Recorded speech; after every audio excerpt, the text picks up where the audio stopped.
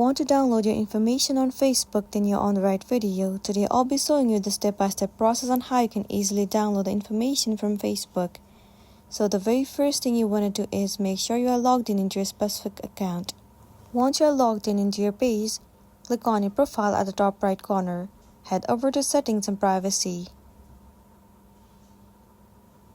Once you're inside the Settings page, move into Account Center.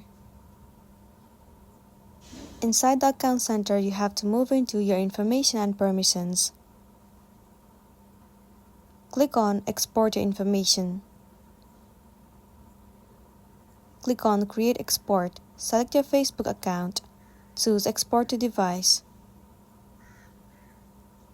Now in this page, you have to select the information that you want to download, select the date range, and also select the format. You can also choose the media quality as well. Once done, click on Start Export at the bottom of the screen.